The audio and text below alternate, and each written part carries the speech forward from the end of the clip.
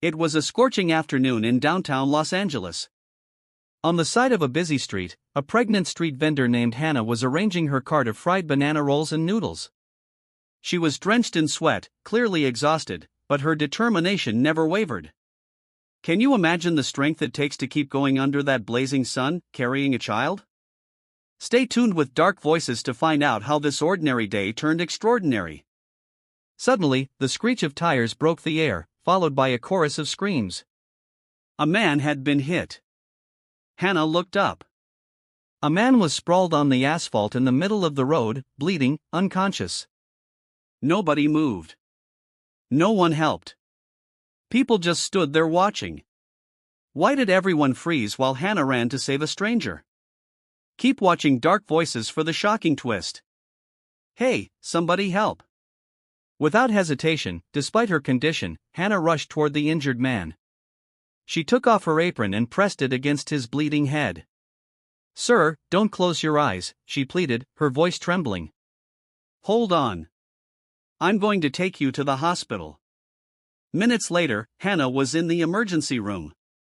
She was out of breath, trembling, and pale. Suddenly, the sound of multiple screeching tires echoed outside the hospital. She froze. 8 black limousines pulled up, flanked by more than 20 bodyguards in black suits and earpieces. A sharp voice cut through the silence as a sharply dressed elderly man stepped out from the first car. "Where's my grandson?" he shouted. Everyone turned to look at Hannah, who clutched her belly instinctively, a shiver running down her spine. Who was that man I helped?" she whispered to herself. In a high-profile club in Las Vegas, the music pounded, lights flashing red, blue, and violet across the blackout-themed interior. The club was one of the most controversial and exclusive in the area, known not just for dancing and drinks, but for a fantasy-laced escape from reality. Behind the cashier's booth sat Hannah, wearing a long-sleeved black uniform and a waist pouch stuffed with receipts and bills. She was in her early 20s, pale with almond-shaped eyes, a well-defined nose, and a dimple on her left cheek that appeared whenever she smiled. But beyond her physical beauty, it was the radiance of her personality that stood out. She was cheerful, polite, and fiercely resilient, despite fighting daily battles against a world that seemed determined to break her. "Hey," called her co-worker Serena while pouring iced tea into plastic cups. "You're seriously never going to consider dancing? Not even once?" Hannah shook her head, typing on the cash register screen. "No, Rena, I'm good right here." "But girl, it's such a waste. Do you know how many customers ask me if you'll make a guest appearance? You're so pretty. Honestly, prettier than most of the featured dancers." Hannah smiled softly, tucking a strand of hair behind her ear. "Thanks, but I'm not made for the stage. I just want a decent and quiet job. I'm just a cashier. I don't want to be in situations I can't control." "But tips, girl." The other night someone handed a dancer 5 figures. One night, just like that. Plus, she got pulled into the VIP lounge for a toast. If a big spender takes a liking to you, jackpot. Hannah looked out at the dance floor. Several women were performing, slowly peeling off glittering costumes. Men sitting up front held cash, slipping it into bras, garters, or the thin straps of lingerie. She shook her head. "You know me, Rena," she said softly. "No matter how broke I get, I could never sell my body." Serena didn't respond. The moment passed. Hannah suddenly felt parched. There was a grape juice box someone had left in the pantry. Looked familiar, like one of her favorites. She assumed it was just juice, so she took a sip while printing receipts. But something tasted off, bitter. It burned her throat. Before she could complain, her head started to spin. Her body grew heavy. Movement slowed. Her stomach twisted in agony as if something inside her had begun clawing its way out. "Han," shouted the floor manager, storming over to her booth. "What's wrong with you? Are you drunk?" I just drank juice," she replied, struggling to stand, nearly toppling over. "Clock out. You can't work like that. You'll mess up the receipts." She nodded weakly, staggering out the club's back entrance. Outside in the cool, pre-dawn air, she almost collapsed. But someone caught her. A tall man, deep, soulful eyes. He wore an expensive button-down shirt, slightly open at the chest. He reeked of alcohol, clearly drunk, but still steady. "Miss," he asked gently. "Are you okay?" She couldn't answer. Confusion consumed her. The world darkened. The next morning, Hannah woke up in an unfamiliar room. White ceiling, soft mattress, thick duvet, and the chilling truth, she wasn't wearing anything.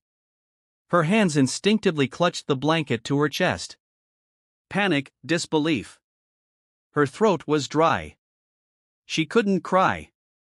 Not yet. She heard water running from the bathroom. A man was inside. A man. She tried to remember. All she recalled was being caught by that stranger. Then nothing. Panicking, she got dressed, grabbed her phone, bag, and wallet, whatever she could find. In her rush, her eyes caught on an ID lying on the bedside table. No time to process. She stuffed it into her pocket and fled. In the hotel hallway, she struggled to breathe, trying to convince herself, "You didn't ask for this. You didn't want this. You didn't know." On the subway, she hugged her bag like a shield against the world. To the other passengers, she was just another tired woman. But inside her brewed a storm of shame, fear, and anger. As she got off the train, she pulled out the ID. Not hers, a photo of a strikingly handsome man in corporate attire. The name was unfamiliar, but the logo on the ID was well known. Wealthy, powerful, prestigious. She stared. "Damn," she muttered. "He's actually really good looking." A bitter smile crept onto her lips. "Well, at least I didn't lose out in that department." But her smirk quickly vanished when a voice behind her said, "Miss, are you getting on or just having a moment there?" Embarrassed, she stepped into the train, still burdened, still trembling. When Hannah arrived at her rented room in a cramped housing complex in East Oakland, she locked the door and slowly sat down on her old mattress. And that's when everything collapsed. She cried quietly. No screaming, no theatrics, just the kind of crying that tears at your soul. What have I done? Why did I let this happen? She hugged her knees, trying to remember that night. Nothing came to her, not even the man's name. The only evidence she had was the ID clutched in her hand. She wanted to believe nothing happened. But she knew something had been taken, something erased, something that could never be returned. And no matter how handsome or rich the man was, one thing was certain. She didn't want it. She didn't choose it. And that night, in the silence of her small room, Hannah made a promise. Never again. I'll wait for the right man. Not just someone rich or handsome, but someone who knows how to respect. She kept working at the club. Clad in her black long-sleeve shirt and knee-length skirt, she looked simple. Her hair tied back, lips dabbed with balm and a bit of powder to soak the sweat. Even though she looked pale and tired, she forced a smile. Rest wasn't a luxury she could afford. As she clocked in, her supervisor handed her the duty log book with a narrow-eyed glance. "No OT last night, huh? Could have gotten a nice tip if you were a dancer." Hannah just smiled and walked toward the cashier booth. She didn't want to argue. In that club, women like her were seen the same way. If you weren't dancing, you were probably just pretending to be above it all. Everything has a price, some said. But Hannah was different. She fought to stay that way. Even if she had no money, even if she walked home every night, even if her bus fare barely made it, she would still choose dignity over extra tips. That night was like any other. Drunk customers, regulars on the dance floor, eager men handing out tips. Hannah kept counting change, swiping cards, and handing out receipts like nothing had happened. But inside, she was still carrying the wound of that night. The night she surrendered herself to a stranger.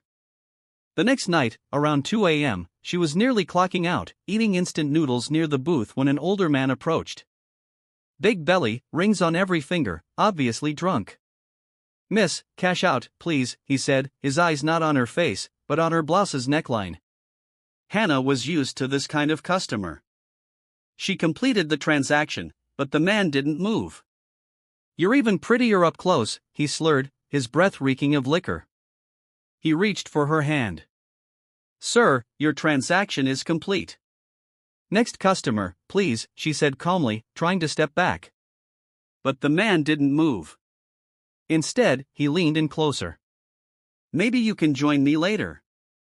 Even if you're not a dancer, I just want someone with me. I'll pay you extra." She stepped back. "Sir, please, I don't do that." He moved forward, trying to kiss her cheek. Hannah slapped him hard. The music seemed to stop. Staff turned their heads. "Your staff is disrespectful," the man shouted, clutching his face. She slapped a customer. "Doesn't she know who I am?" Within seconds, the manager appeared. "Hannah, what did you do?" "He harassed me," she yelled, face flushed. "He touched me, tried to kiss me." "You should have let it go." "He's a customer, a VIP, one of the biggest business owners in LA, the manager scolded. "I don't care if he's the president." "He disrespected me," Hannah replied, her voice shaking. "I'm a cashier, not a dancer." The manager looked at her like she was the problem. "You should have just agreed. One night wouldn't kill you. Would have been a bonus." "Respect?" Hannah snapped, tears pooling in her eyes. "Can't someone work here with dignity?" "Dignity," the manager scoffed. "You're talking to me about principles? One of our staff saw you leave with a customer the other night." Hannah froze. Her world fell silent. She knew what night he meant. The night she was drunk. The night she couldn't remember. The night she woke up in a hotel bed not her own. The night that still haunted her. "We're all the same here, Hannah," the manager continued. "So don't lecture me. If you can't follow the club's rules, you're fired." Hannah didn't argue. She said nothing. She took off her ID lanyard, handed it over, and turned around quietly. No tears in her eyes, no anger, just exhaustion. Outside, there were no taxis, no buses, no rides. She stood at the curb, covering her uniform with her jacket as the early morning wind swept through the street. It was cold, like a reminder from a world that didn't care anymore. She went straight to bed without changing or eating. She just wanted to sleep. But the tears always came first before sleep. Days passed. She didn't leave the house. Ate only when her neighbor's mom called her. Her wallet was nearly empty. The coins she had left were used to buy bread and instant coffee. But something felt off. Her head throbbed. She kept vomiting even with an empty stomach. She thought it was stress, maybe food poisoning. But when she realized she hadn't had her period in 3 weeks, she paused. She sat by the small table, staring at the calendar. 1, 2, 3 weeks. She traced her last period right before that night. That night she didn't choose. The night that left her with shame. And now a possibility. "No, impossible," she whispered. But the vomiting, the dizziness, the breast soreness, the missed period. There was only one explanation. She was pregnant. The world flipped upside down. She touched her stomach. She felt nothing yet. But it already felt heavy. Not from size, but from the weight of responsibility. No warning, no apology, no certainty about where her life would go. She replayed the face of the man from the hotel. The man whose ID she still had. The man who'd been with her that night. Tall, pale, deep eyes, handsome. "I didn't lose out," she'd once joked. But now the joke was a curse. One night, one mistake. A lifetime of consequences. "Oh God," she whispered. Just then the door creaked open. It was Miss Terry, her elderly neighbor. "What happened to you, child? You look pale like you haven't bathed." And her eyes widened. She spotted the trash on the table. A pregnancy test with 2 lines. "You're pregnant." Hannah couldn't speak. She didn't know how, but her tears answered for her. Everything she'd held inside for days came crashing down. She cried not out of shame, not out of anger, but from fear, from helplessness, from the overwhelming reality of being jobless, alone, and now carrying life inside her. 3 months had passed since Hannah's world completely changed. 3 months of doing laundry for neighbors in exchange for a few bucks. 3 months of silent tears at night, especially when she felt the kicks of the emptiness in her womb. In truth, not much time had passed. But 3 months of hardship felt like forever when she had nowhere else to turn. Because in the middle of all the fear and poverty, one thing was clear to Hannah. A child now depended on her. She sat quietly on a long plastic bench at a public health center in East LA, waiting for her first prenatal checkup. In her hand was a brown envelope filled with signed prescriptions, IDs, and documents from the local clinic. To her, the envelope was more than paper. It was a symbol of a new chapter. She was now a mother. She held her belly. It hurt. It was hard on the right side, tight. She was nervous. "Please don't let me lose the baby," she whispered through restrained tears. She wasn't a mother yet in the full sense, but she already loved the child inside her. Every day of struggle, every sleepless night, every grain of leftover rice she ate, every product in the market she chose not to buy to save for tomorrow. She did all that for her baby. The OB/GYN waiting area was filled with other pregnant women. Almost all were accompanied by men, husbands carrying bags, holding drinks, wiping sweat from their wives' necks. One had her boyfriend guiding her to the restroom. Another was being fanned by her husband. Hannah sat quietly in the corner, holding back tears. She didn't envy them, but she felt the weight of being alone. That painful question kept creeping in. Who will help me? Who can I turn to? Hannah D. Rosa, the nurse called. She stood up immediately. Even though her belly hurt, she forced herself to walk into the doctor's office, carrying the weight of the world on her shoulders. The OB/GYN was an older woman with a kind face. 3 months, she asked while reviewing the chart. Hannah nodded. Yes, ma'am. Are you experiencing any pain? Hannah nodded again. A little, especially when I'm tired, and sometimes I feel nauseous all day, even if I haven't eaten anything. The doctor's brow furrowed. You have a high-risk pregnancy, Hannah. Based on my observation, there's a possibility of premature labor if the stress and exhaustion continue. You need to rest. Avoid heavy lifting, long hours of work, and especially sleepless nights. Hannah's chest tightened. How could she rest when she didn't have a job? I don't have a husband, she said weakly. It's just me. I have to work. The doctor looked at her, compassion in her eyes. There's government assistance, but please take care of yourself. Getting pregnant without a support system is no joke. Hannah nodded, her hands still on her belly. But now there was a sharper reason behind the pain. Fear.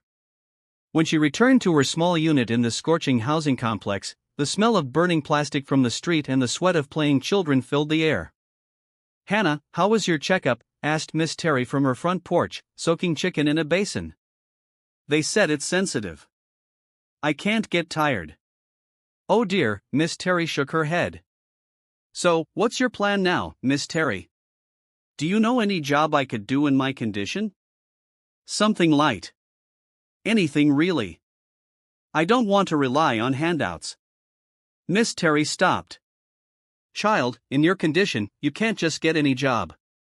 You're pregnant. That's hard. No company's going to hire you. Hannah said nothing, but her face reflected quiet despair. And as if that answer weren't hard enough, neighbors began to gather. Some covered their mouths, staring at her belly. Others pretended to smoke while sneaking glances. You still don't know who the baby's father is? One neighbor asked with a hint of mockery. Hannah didn't respond. She just felt something lodge in her throat. In the complex, being pregnant and unmarried was enough to get you judged for life. Then a loud volume blared from Miss Terry's TV inside. The news anchor's voice echoed clearly even outside. Breaking news, the reporter said. Today, the new CEO of the Iero Group of companies was officially introduced. The company is set to make a major acquisition of one of the country's largest airlines. The new head is none other than Mr. Julian Iero, son of the late business mogul Ernesto Iero. Hannah froze. She turned to the TV. She stood up. There he was. The man from the hotel. The man from the night she couldn't remember. The man whose name she never knew until now. Live on national television, standing in a suit, holding a microphone, addressing the press. Her mouth dropped open. "It's him," she whispered. "No doubt, he's the father of my child." Miss Terry turned to her. "Hannah, are you okay?" She wiped her face quickly. "Oh, it's nothing. Just remembered something I have to do." But Miss Terry wasn't convinced. "Hannah, if the dad of that baby is just some good-for-nothing, don't bother chasing after him. Those types of men never bring good to your life. You'll just end up suffering more." Hannah looked at her and fought back tears. "Miss Terry, I don't plan to chase him. I don't want his love, but I do need a job. I need to survive. Not for me, but for this child." Miss Terry paused. She looked Hannah up and down, thin, pale. But in her eyes, she still saw fire, strength, a frail body, but a determined spirit. "All right, then," Miss Terry said. "I was supposed to go out and sell my snacks today. Rice cakes, egg rolls, caramelized bananas, but it's too hot and my blood pressure is acting up. You sell them for me instead. I'll pay you a share, not the whole earnings, but if you want, you can add your own food, too." Hannah teared up. "Miss Terry." She hugged the older woman tightly. "Thank you. You're always so kind to me." From that day on, Hannah took to the streets every day with Miss Terry's food cart, selling banana fritters, caramelized bananas, and coconut stew. Sometimes she added her own cooked noodles or rice cakes. It wasn't easy. The sun was brutal. Her belly was heavy. The eyes that followed her weighed just as much, but every day she strengthened her resolve for her child, for herself, for a future she refused to give up on. 5 months had passed since Hannah first started selling from Miss Terry's cart. Now she had her own push cart, old, made of steel and wood, rust forming along its edges. But for Hannah, it was a shop with a soul. That cart carried her hopes, her child's future, and the bravery of a mother who had no one to depend on but herself. Her due date was approaching fast. Her belly was huge. Bending over was almost impossible. Every step she took while pushing the cart down the crowded streets felt like a blade slicing into her side. But she didn't stop. She couldn't. "I need money for milk, for checkups, for rice. Who am I doing this for?" That was her constant reminder to herself. It was a scorching afternoon. The city burned beneath the unforgiving sun. The air reeked of asphalt, smoke, and reused cooking oil. Across from an old building on Maple Street, her cart was parked on the sidewalk beneath a worn-out umbrella printed with a laundry soap brand. "Hot banana fritters, still warm," she called out. "Crispy veggie spring rolls, 3 for $1. Noodles, great for dinner." Inside the cart, her goods were arranged neatly. On the right, fried snacks, banana fritters, caramelized bananas, and crispy rolls. On the left, noodles in a plastic container with free lemon and plastic forks. In a cooler, bottles of sweet grass jelly drink floated in ice. A group of students bought some food. 3 construction workers came for noodles. "Whoa, you're still out here and you're pregnant?" one said, smiling. "You should rest." Hannah smiled back, sweat pouring from her face. "It's fine. Got to keep going. That's how it is when you're on your own." Hours passed. Her food was nearly sold out.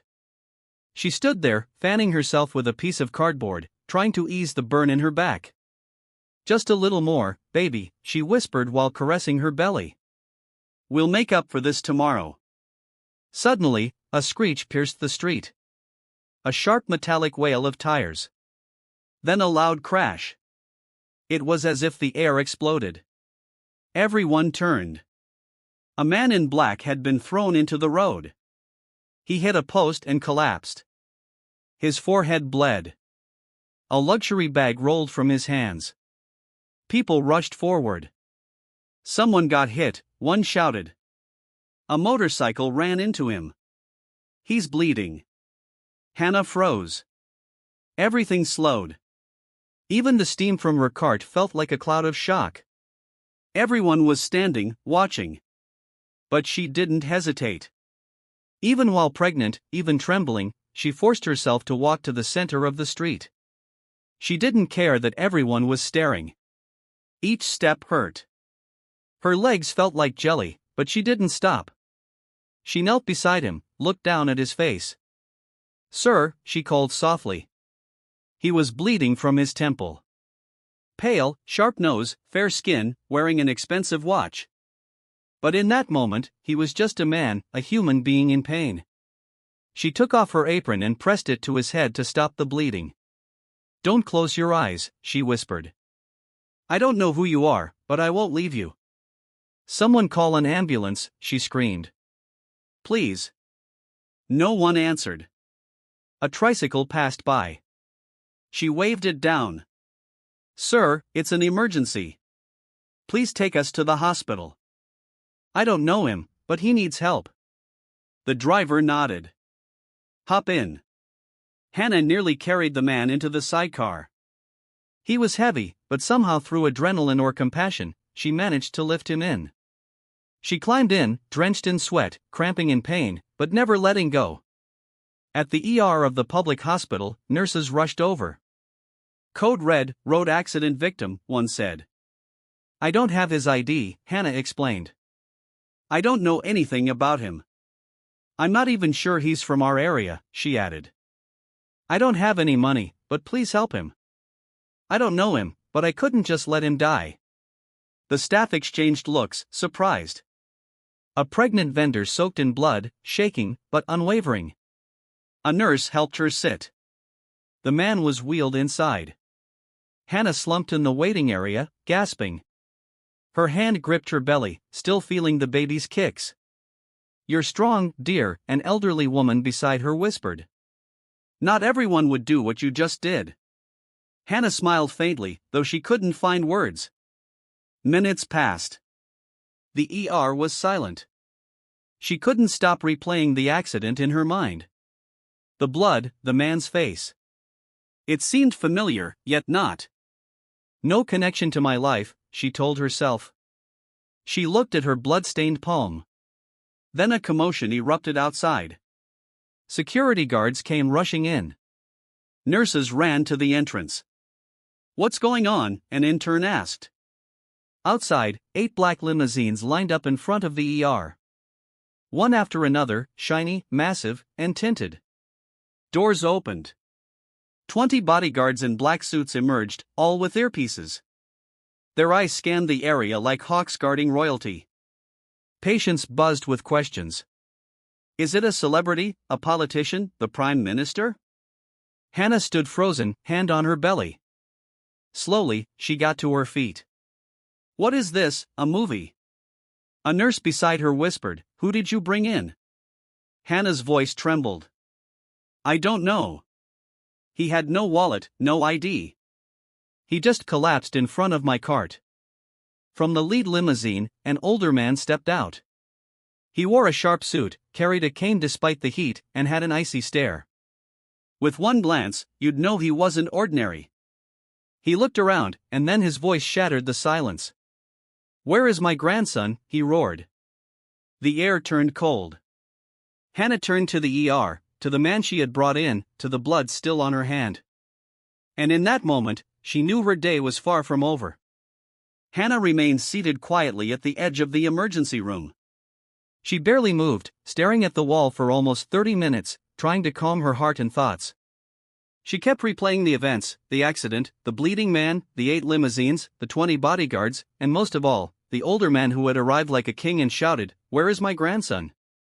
She looked again toward the ER, where the man she brought in was being treated. Someone had asked who he was, but to this day, she still didn't know.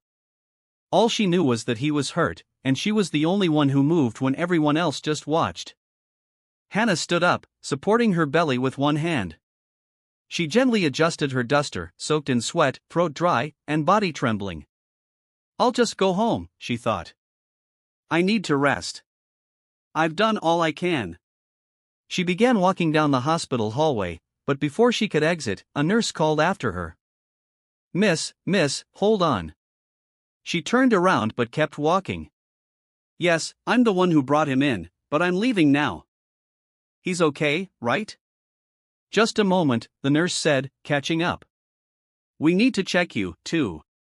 Hannah looked annoyed. "Huh? Me? I'm not hurt. I'm fine." "But ma'am, you're pregnant, and we noticed you were trembling earlier. We need to make sure you and your baby are okay." "I don't have any money," she said quickly, shaking her head. "I'm really fine. I'll just go home. I promise." But before she could take 3 steps, she suddenly gripped the wall. Pain. A sharp, stabbing pain from her lower abdomen. She gasped and stopped breathing momentarily. The nurse reacted quickly. She called out to another nurse and a doctor. "Miss, wait. Sit down. Please. This could be preterm labor. We need to check." The staff almost had to drag her back. She resisted crying, bit her lip, and held her belly, feeling it tighten. In a small exam room, she was laid on a bed. The doctor examined her. "Stress-induced contractions," the doctor said. "After a while, she's not going into labor yet, but if this continues, it could become dangerous. She needs rest. Bed rest." "I really don't have money, Doc," Hannah said, trying to sit up. "If possible, I'll just go home and rest. I can't afford this." "If you go home now," the doctor replied, "there's a chance things could get worse. It's not just you in danger. Your baby is, too." Hannah sighed, closed her eyes, overwhelmed with worry, hunger, and exhaustion. Just then, the door opened. "Apologies, Don Julio." The nurses looked up and bowed slightly, like royalty had entered the room. Hannah looked up as well, startled. There stood the elderly man with the cane and commanding presence, Don Julio, the same man shouting earlier. He stepped closer. "Is this the woman?" he asked the nurse. "Yes, sir. She's the one who brought him in." Hannah was confused, swallowing nervously. Don Julio nodded, then approached Hannah and unexpectedly bowed slightly. "Thank you, dear," he said, voice low but steady. "You're the one who helped my grandson, Julian." Hannah struggled to speak. I helped someone in an accident, but I didn't know who he was." Don Julio smiled softly, though tears welled in his eyes. He placed a hand gently on Hannah's shoulder. "I thank God there are people like you in this world. You didn't know him, but you helped. You brought him here. If not for you, I might have lost my grandson." Hannah lowered her gaze. She didn't know what to say. Then Don Julio noticed her stomach. "Oh, you're pregnant," he said in surprise. "And you still carried my grandson?" Hannah tried to smile. "No one else helped. I had to. I couldn't just ignore him." For a few seconds, silence settled. Then Don Julio spoke again. "I want to help you." Hannah looked up, startled. "Help me?" she asked. "Yes," Don Julio repeated. "I'm sure my grandson would want to help you too once he wakes up." The nurses exchanged glances.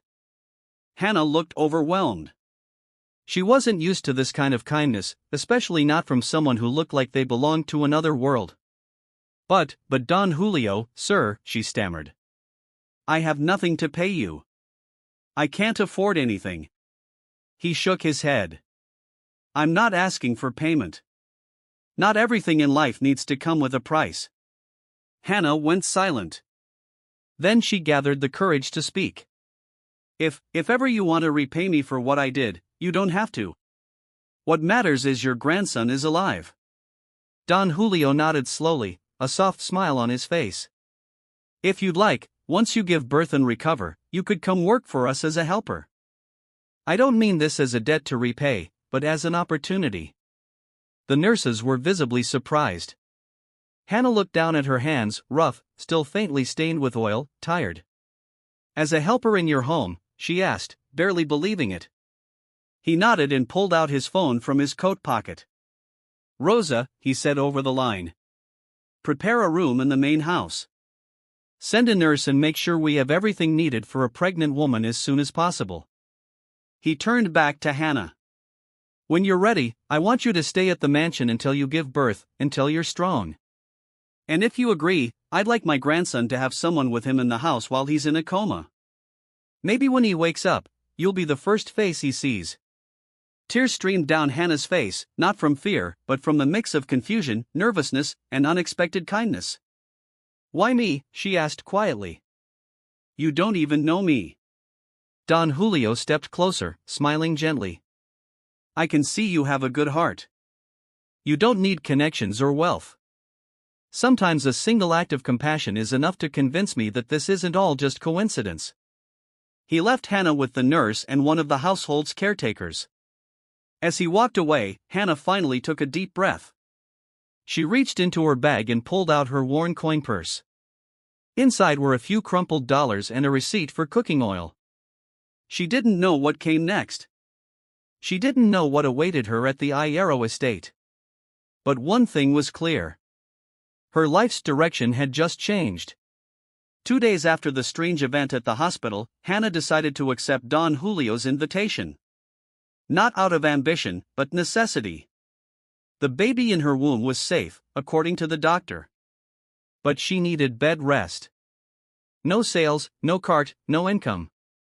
And in their small unit in the crowded neighborhood, the noise from trains, cars, and mixed exhaust fumes often felt louder than the heartbeat of the baby inside her.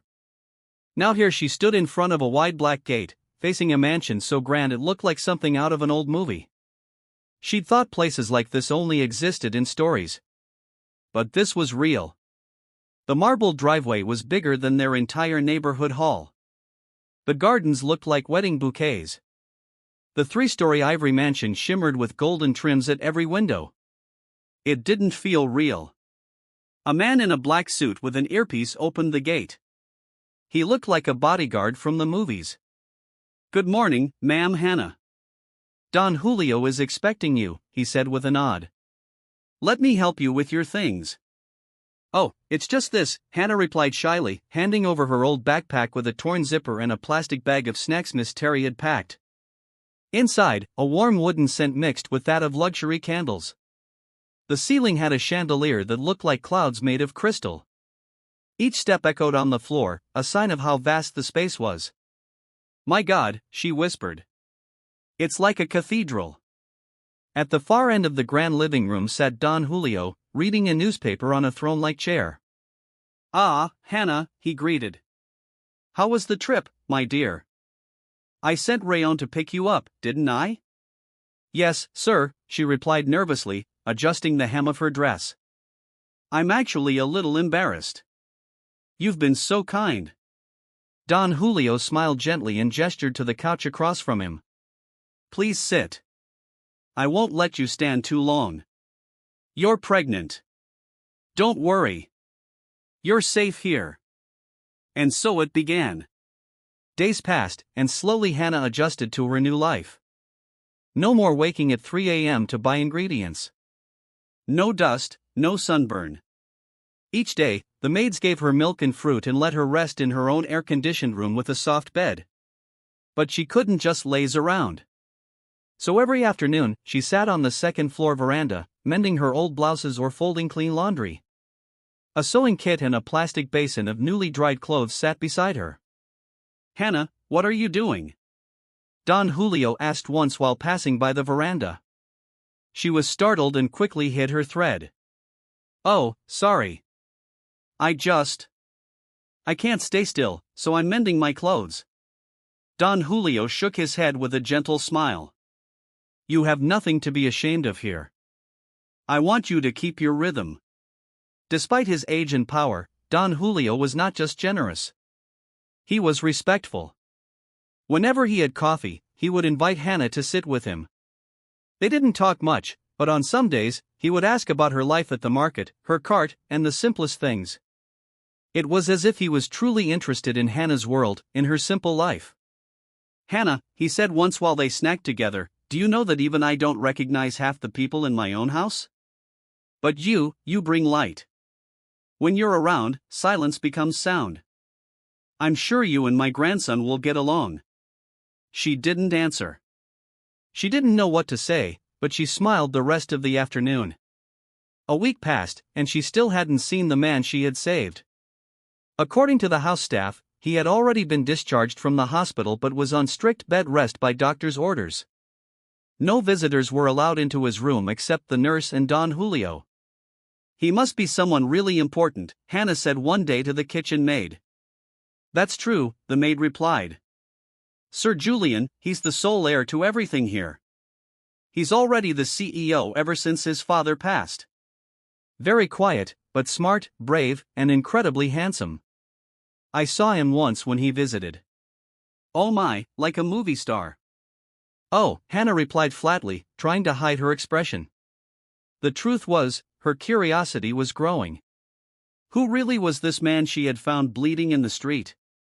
What was his true place in her life? On a quiet Wednesday night, the mansion was still. Most of the lights were out. Hannah couldn't sleep. Rain fell outside. Thunder rolled as she sat on the veranda, reflecting on how her life had changed so suddenly. From the streets to this mansion, from selling banana rolls to sleeping in a room with her own bathroom. She heard soft footsteps, not slippers, but bare footsteps on marble. She turned. A shadow approached down the hallway, slow and quiet. Hannah stood up, hand on her belly, heart racing. "Who's there?" she asked softly. No reply. The figure stepped into the chandelier's glow, and there they met, eye to eye. Julian, tall, dressed in a white shirt, one arm in a sling, face slightly pale. Yet even in his frailty, he stood firm, as if used to pain, as if unfamiliar with strangers. Hannah gripped the veranda rail, her eyes widened. "It's him," she thought. "The bleeding man, the one I saved, and the one from that night." But Julian's eyes showed no recognition. He stared at Hannah like a stranger, perhaps tired, annoyed, or surprised. He didn't seem to know who she was. "Who are you?" Julian asked coldly. Hannah didn't answer. She froze where she stood, eyes locked with his. Both frowned, both confused. "Who are you?" A question that hurt more than expected. It wasn't just cold. It was a blade slicing through her chest, reminding her of all she'd hidden. She wanted to say, "I'm the girl from the club. The girl who was with you that night, the one carrying your child now." But she couldn't. Maybe it was shame, maybe fear, or maybe it was the strange, piercing pain of not being recognized. After that night, Hannah and Julian didn't see each other again. He stayed in his room. The routine returned. Quiet mornings and quiet nights. Hannah remembered something. While cleaning out an old bag, she found the ID she'd been meaning to return, but she never knew how. Now it was clear. Julian Asiero. The photo, the name, the face. "What is this?" she whispered, holding the ID. "I'm such a fool.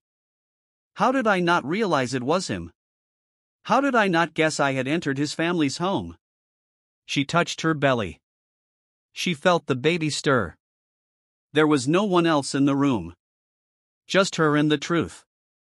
"Baby," she whispered. "Don't worry. Even if I don't tell him, it's okay. Even if it's just me, I'll manage. I can be your mom and dad." She slipped the ID back into her old bag. A secret that would remain her secret.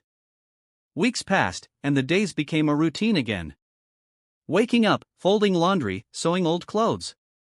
From time to time, Hannah would chat with Don Julio, who seemed to grow more fond of her. Once, while they drank coffee on the veranda, he said, "When you give birth, Hannah, I want you to stay.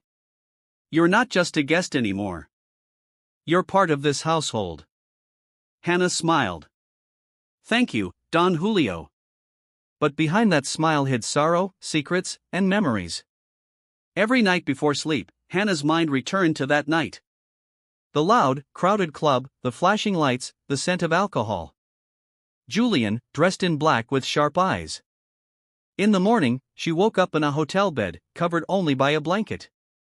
Julian was asleep, his back turned. She couldn't remember everything, but the fragments were enough. And from there, everything began. A few days before her due date, her back pain worsened. Her belly tightened more often. Still, Hannah wasn't used to being idle. Despite the luxury, she still preferred to be busy folding, sewing, rinsing. One morning, nearly everyone in the mansion was gone. There was an event elsewhere. Don Julio had left for a meeting. It was 11 a.m.